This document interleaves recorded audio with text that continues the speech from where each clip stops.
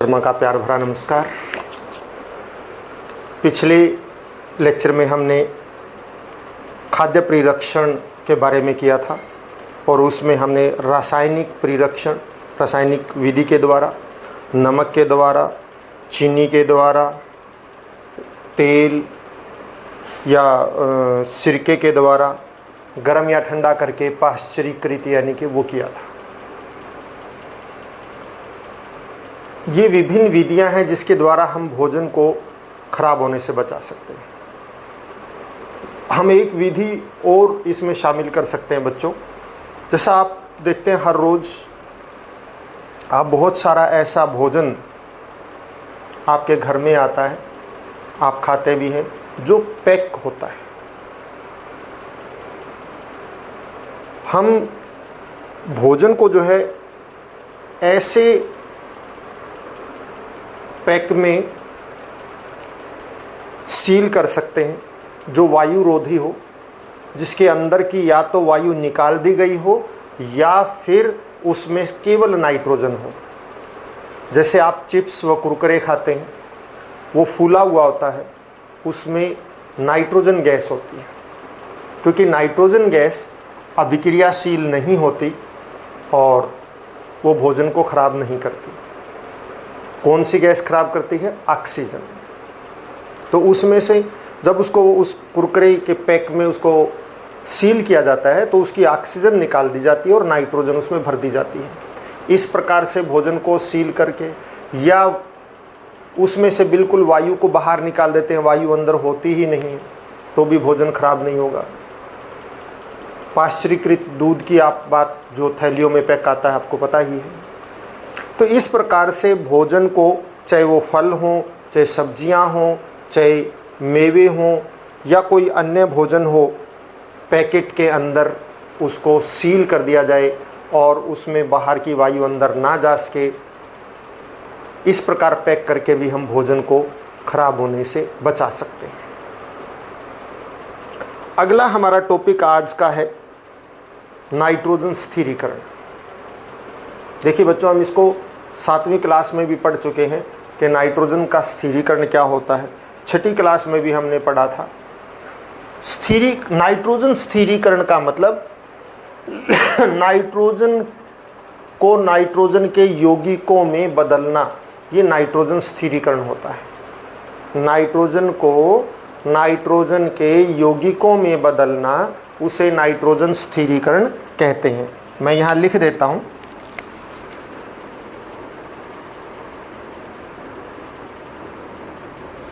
Nitrogen स्थिरीकरण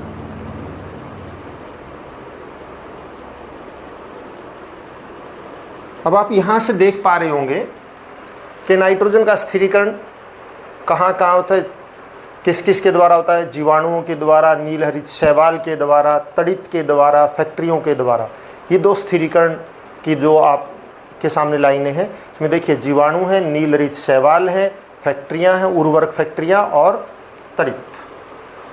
ये ऐसी विधियाँ हैं जिसके द्वारा हम नाइट्रोजन को स्थिरीकरण करते हैं। तो नाइट्रोजन स्थिरीकरण क्या है? नाइट्रोजन को, या आपका ये वायुमंडलीय नाइट्रोजन को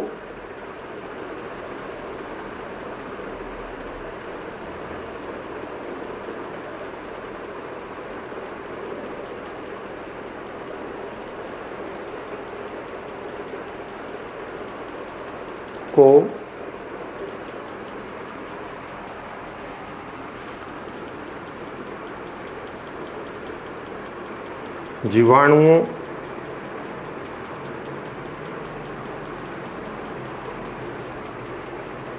अथवा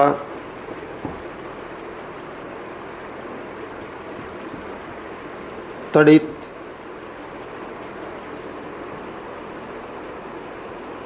आदि द्वारा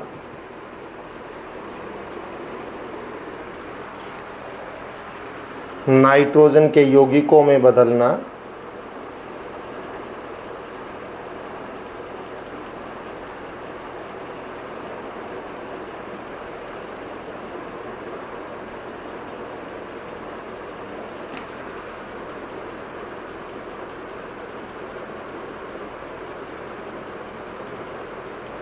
नाइट्रोजन का स्थिरीकरण कहलाता है।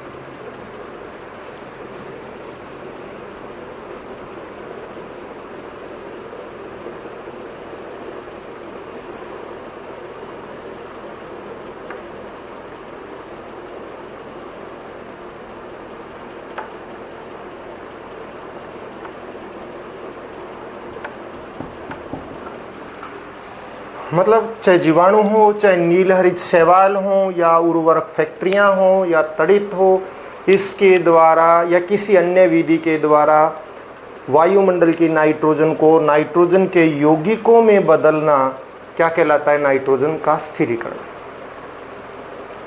अब आप सोच रहे होंगे कि वायुमंडल में हम शुरू से पढ़ते आ रहे हैं लगभग 78% नाइट्रोजन होती है, और इस प्रकार से अगर नाइट्रोजन का स्थिरीकरण होता रहा तो नाइट्रोजन की वायुमंडल में कमी हो जाएगी।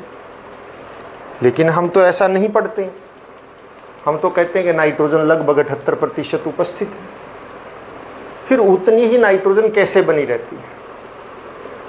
देखिए, ये ऐसी विधियां हैं जिसके द्वारा नाइट्रोजन का स्थिरीकरण होता है, यानी नीलहरित शैवाल भी करते हैं, जीवाणु भी करते हैं। जो जीवाणु कौन से? हमने 7वीं क्लास में पढ़ा था, राइजोबियम नाम के जीवाणु, क्योंकि वो पौधों, फलीदार पौधों की जड़ों में जो गांठें होती हैं उन गांठों में उपस्थित होते हैं, और वो वायुमंडल की नाइट्रोजन को नाइट्रोजन के यौगिकों में बदल देते हैं, और वो यौगिक कहाँ जाते हैं? भूमि में आ जाते हैं, जहाँ से पौधे उनको अवशोषित कर लेते हैं। इस तरह तड़ित के द्वारा, जब तड़ित समझते हैं ना आप, जो बिजली कड़कती है उस समय वायुमंडल की नाइट्रोजन बहुत सारे दूसरे तत्वों के साथ अभिक्रिया करके यौगिक बनाती है। इसी तरह से उर्वरक फैक्ट्रियां जहाँ नाइट्रोजन रूपी खाद, नाइट्रोजन की खाद बनाई जाती है, वो भी वायुमंडलीय नाइट्रोजन का उपयोग करती हैं। तो इस प्रकार से नाइट्रोजन का स्थिरीकरण होता रहा तो नाइट्रोजन की कमी क्यों नहीं होती? क्योंकि आप देखिए यहाँ पे एक विधि है विनाइट्रीकरण। कुछ ऐसे जीवाणु हैं जो नाइट्रोजन के यौगिकों को वापस स्वतंत्र नाइट्रोजन गैस में बदलते रहते हैं। तो इधर से ये स्थिरीकरण होता रहता है और इधर से वापस इसका विनाइट्रीकरण होता रहता है, यानी वापस नाइट्रोजन में बदलते रहते हैं। इसलिए उसका नाइट्रोजन का जो की मात्रा जो है वायुमंडल में वो स्थिर बनी रहती है। तो आपसे प्रश्न पूछा जा सकता है, वायुमंडल की नाइट्रोजन स्थिर क्यों रहती है? क्योंकि आप कहेंगे जीवाणुओं के द्वारा नाइट्रोजन के यौगिकों को वापस नाइट्रोजन में बदल दिया जाता है, जिसके कारण जितनी अवशोषित होती है उतनी बाहर निकलती रहती है और वायुमंडलीय नाइट्रोजन की मात्रा लगभग स्थिर रहती है। अब नाइट्रोजन चक्र देखिए बच्चों, नाइट्रोजन जंतुओं के लिए और प्राणियों के लिए, सबके लिए आवश्यक है, क्योंकि नाइट्रोजन प्रोटीन का मुख्य भाग है। प्रोटीन बनाने के लिए नाइट्रोजन की आवश्यकता होती है।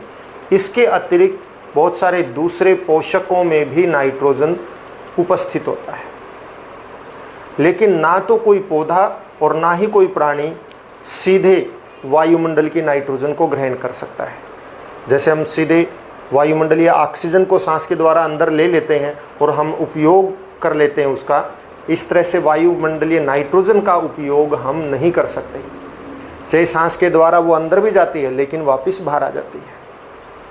तो नाइट्रोजन गैस का सीधे तौर पर उपयोग नहीं किया जा सकता, ना जंतुओं के द्वारा ना पौधों के द्वारा। एक विशेष प्रकार के यौगिक बनते हैं, उन यौगिकों को ही पौधे अवशोषित कर सकते हैं और फिर पौधे उससे प्रोटीन बनाते हैं।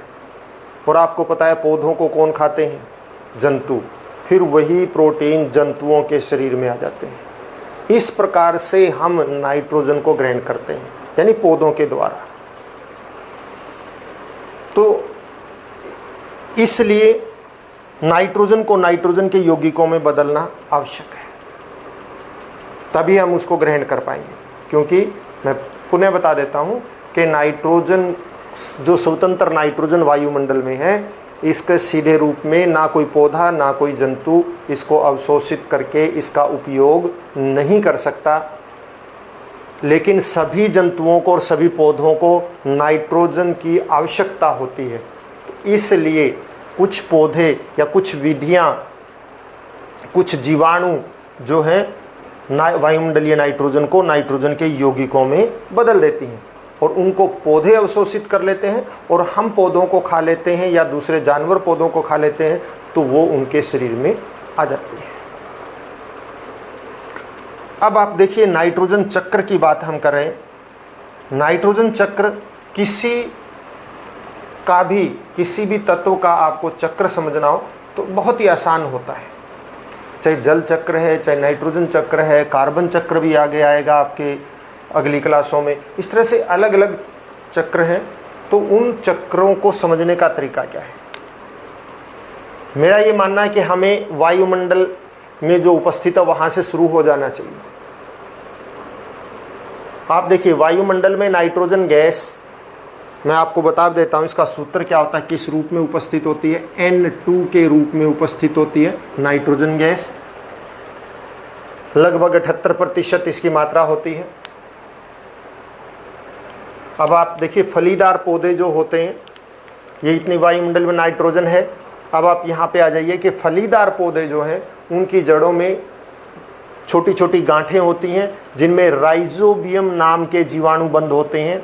और वो राइजोबियम जीवाणु या नील हरित शैवाल और इसके अलावा कुछ अन्य पौधे भी हैं, वो वायुमंडल की नाइट्रोजन को अवशोषित कर लेते हैं और नाइट्रोजन के यौगिकों में बदल देते हैं।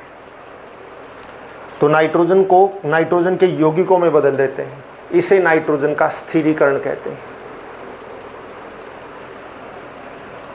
वो नाइट्रोजन के यौगिक भूमि में आ जाते हैं।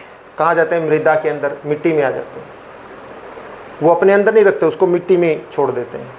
इसी तरह से जब त्वरित यानी कि जब बिजली चमकती है, उसमें बहुत अधिक आवेश होता है। उसी आवेश के कारण वायुमंडल की नाइट्रोजन दूसरे गैसों से और तत्वों से अभिक्रिया करके नाइट्रोजन के यौगिक बनाती हैं और वो भूमि के जल के साथ भूमि पर आ जाते हैं।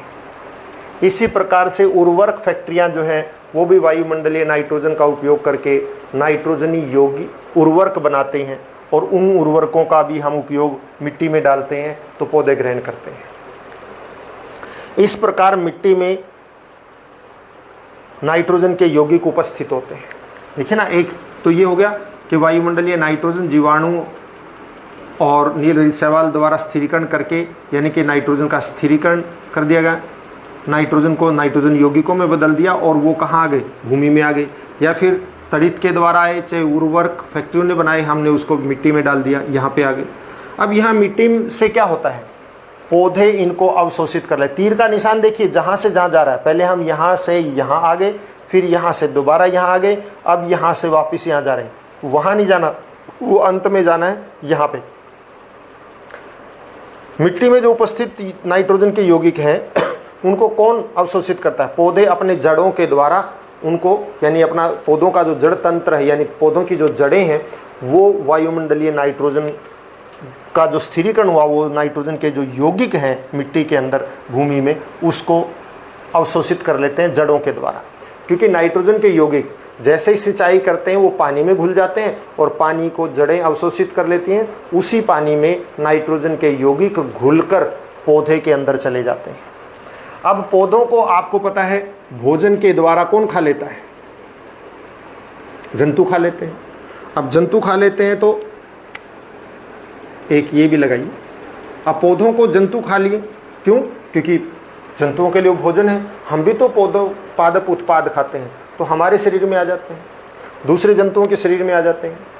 अब उन जंतुओं की मृत्यु के पश्चात, अथवा जो पौधे किसी भी जंतु ने नहीं खाए उनकी मृत्यु के पश्चात, या उन जंतुओं के द्वारा व्यर्थ पदार्थ मूत्र के रूप में या अन्य व्यर्थ पदार्थ शरीर से बाहर निकाले जाते हैं, या तो इन जंतुओं की मृत्यु हो जाती है या ये अपने शरीर से व्यर्थ पदार्थ मूत्र आदि के रूप में उत्सर्जित करते हैं, बाहर निकालते हैं।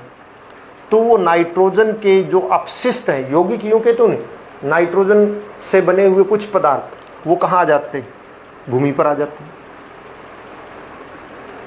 या फिर पौधे जो जंतुओं ने नहीं खाए, उनकी मृत्यु के पश्चात उनके नाइट्रोजन के यौगिक हैं, वो भी कहाँ जाएंगे, भूमि में आएंगे। और भूमि में फिर ऐसे जीवाणु होते हैं जो उसको नाइट्रोजन के पुनः उन यौगिकों में बदल देते हैं जिन यौगिकों को पौधे अवशोषित कर सकते हैं। देखिए, ये पौधों के अवशोषित करने वाले नाइट्रोजन के यौगिक हैं। इनको पौधों ने जड़ों द्वारा अवशोषित कर लिया, पौधों को जंतुओं ने खा लिया। अब जंतु जो है मूत्र आदि के द्वारा अथवा जंतुओं और जो पौधे नहीं खाए गए उनकी मृत्यु के पश्चात वो कहाँ मिल जाते हैं, भूमि में। अब वो एक अन्य अलग रूप में होते हैं, उसको बोलते हैं अमोनिया, अमोनिया ये बोलते हैं। और फिर भूमि में उपस्थित जीवाणु जो हैं उसको वापस उन्हीं यौगिकों में बदल देते हैं जिन यौगिकों को पौधे अवशोषित करते हैं। इस प्रकार से ये क्रिया चलती रहती है। अब दूसरे पौधे उनको ग्रहण कर लेंगे, इस तरह से ये प्रक्रिया चलती रहेगी। और इनमें से कुछ भाग, कुछ नाइट्रोजन के यौगिक एक विशेष प्रकार के जीवाणु होते हैं, वो जो है उस नाइट्रोजन यौगिकों को वापस किस में बदल देते हैं, वायुमंडलीय नाइट्रोजन में। और इस विधि को हम विनाइट्रीकरण कहते हैं। जो पौधों ने अवशोषित कर लिए ठीक, जो नहीं अवशोषित हुए उनको जीवाणु वापस किस में बदल देते हैं, वायुमंडलीय नाइट्रोजन में। और इस विधि को हम क्या कहते हैं, विनाइट्रीकरण कहते हैं। इस प्रकार से ये चक्कर चलता रहता है और इसको हम नाइट्रोजन चक्र कहते हैं। आप देखिए, हम यहाँ से शुरू हुए, यहाँ से यहाँ पे आएंगे, फिर यहाँ आएंगे और इनको पौधे अवशोषित करेंगे, पौधों को जंतु खा लेंगे, जंतु और पौधों की मृत्यु के पश्चात या अपशिष्ट के द्वारा यहाँ आ जाएंगे, यहाँ से जीवाणु फिर उसको उन्हीं यौगिकों में बदल देंगे मिट्टी में। और इनमें से जो अवशोषित नहीं हुए उनको जो है कुछ जीवाणु वापस वायुमंडलीय नाइट्रोजन में बदल देंगे। इस प्रकार से चक्कर चलता रहता है और इसको हम नाइट्रोजन चक्र कहते हैं। इसमें आपसे क्या परिभाषा पूछी जा सकती है, नाइट्रोजन का स्थिरीकरण पूछा जा सकता है। आपसे पूछा जा सकता है कि ऐसे कौन से सूक्ष्म जीव हैं जो वायुमंडलीय नाइट्रोजन का स्थिरीकरण करते हैं, जीवाणु, उनका नाम पता होना चाहिए। राइजोबियम हमने 7वीं में पढ़ा है। और इसके अलावा नीलहरित शैवाल। इसके अलावा कौन सी विधि है, तड़ित द्वारा। और कौन सी, उर्वरक फैक्ट्रियों के द्वारा। इसके अलावा आपसे ये भी प्रश्न पूछा जा सकता है कि क्या पौधे या जंतु सीधे तौर पर वायुमंडलीय नाइट्रोजन को ग्रहण कर सकते हैं? नहीं। किस रूप में करते हैं, नाइट्रोजन के यौगिकों में। नाइट्रोजन क्यों आवश्यक है, क्योंकि नाइट्रोजन को अवशोषित करके पौधे और जंतु अपने शरीर में प्रोटीन का निर्माण करते हैं। इसके अतिरिक्त अन्य आवश्यक पदार्थों का निर्माण भी करते हैं, लेकिन मुख्य रूप से पौधे इस नाइट्रोजन का उपयोग करके प्रोटीन का निर्माण करते हैं। तो ये प्रश्न है। आपसे ये भी पूछा जा सकता है कि वायुमंडल में नाइट्रोजन की मात्रा लगभग स्थिर क्यों रहती है? क्योंकि कुछ बैक्टीरिया स्थिर नाइट्रोजन के यौगिकों को वापस वायुमंडलीय नाइट्रोजन में भी बदलते रहते हैं, इसलिए बनी रहती है। नाइट्रोजन की प्रतिशत मात्रा कितनी है? लगभग 78% है। इस प्रकार से आपसे प्रश्न पूछे जा सकते हैं। ये पाठ यहीं समाप्त हुआ। और बच्चों, अंत में मैं आपको कि इस पाठ में है कि आपने क्या सीखा।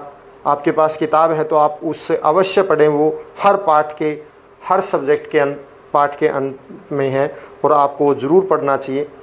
नहीं है तो मैं अभी आपके सामने रख देता हूँ। और इसके अतिरिक्त कुछ अभ्यास के प्रश्न हैं, बीच में से इनके द्वारा आप अपने प्रश्न बनाने की कोशिश कीजिए। जितने प्रश्न आप स्वयं बना सकते हैं, आपका ज्ञान उतना ही अच्छा होगा। और टीचर्स भी, हम लोग भी बनवाएंगे, वो अलग बात है, लेकिन आप स्वयं भी कोशिश कीजिए अधिक से अधिक प्रश्न बनाने की। और इसके अलावा जो इसमें अभ्यास के प्रश्न हैं वो मैं आपके सामने रख देता हूँ, ताकि आप उनको भी कर सकें, उनका करने की कोशिश कीजिए। और आप अपने टीचर्स की सहायता ले सकते हैं इसमें। और ये है इसका आपने क्या सीखा पाठ के अंत का। पहले इसको देखिए, मैं ये आपके सामने रखता हूँ।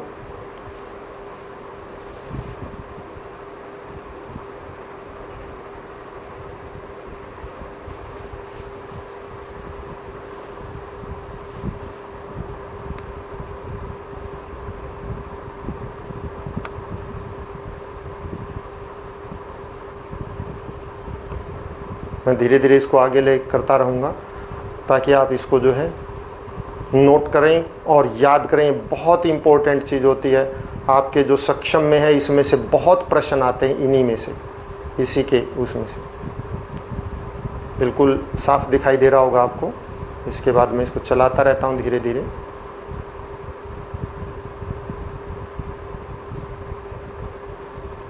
आपने ये सारा नोट करना है। सॉरी, गड़बड़ हो गया।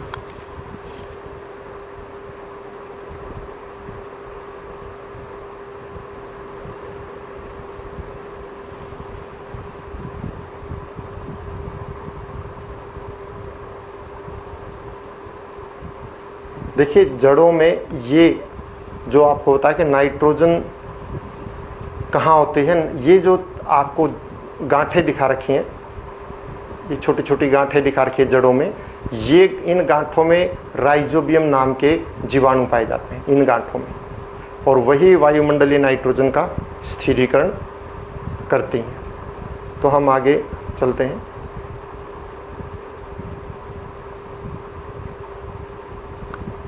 हम यहाँ पे थे।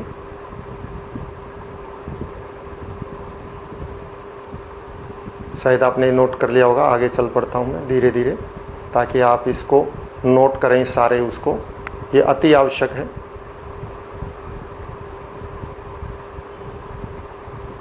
सूक्ष्म जीव एक कोशिकीय भी होते हैं अधिकतर, कुछ बहुकोशिकीय भी होते हैं।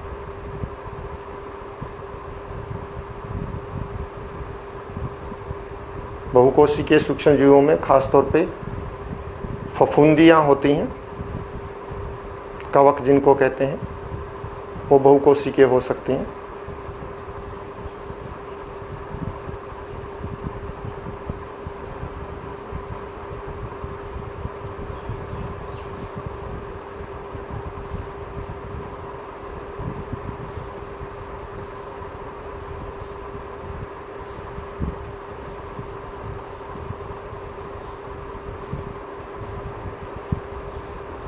इसके बाद जो इसके अभ्यास के प्रश्न है वो मैं आपके सामने रख देता हूँ।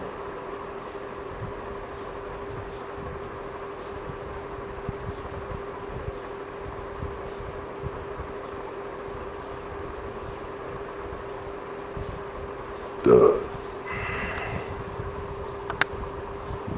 ये अभ्यास के प्रश्न हैं, आपने ये इनका उत्तर देने की कोशिश करनी है, क्योंकि सारा पाठ अगर आपने ध्यान से सुना है तो अवश्य आप उत्तर देंगे।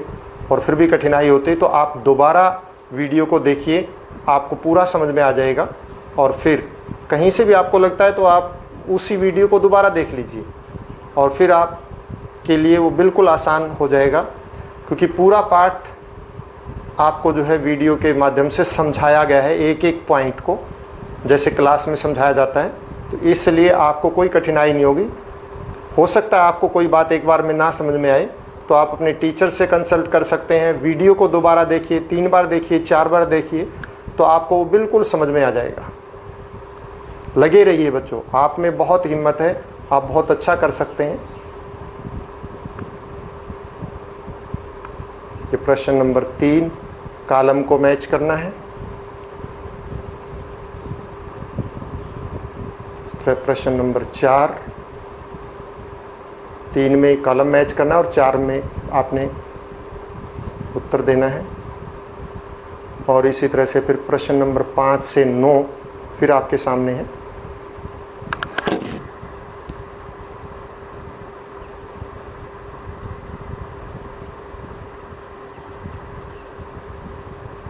नोट कर लिया होगा आपने। तो इस प्रकार से हमारा ये पाठ यहीं पे समाप्त होता है, और आप से आशा की जाती है कि आपने जो है सभी दोनों पाठों को अच्छी तरह से लिख लिया होगा।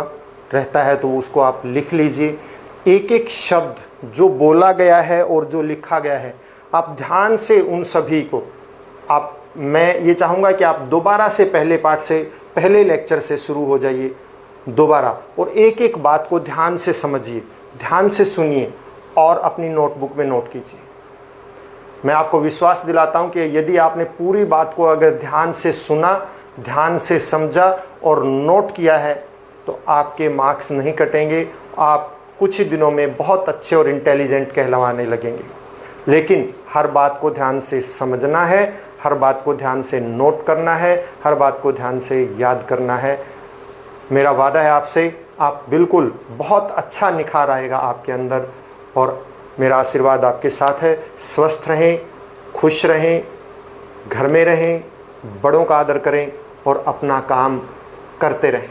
धन्यवाद।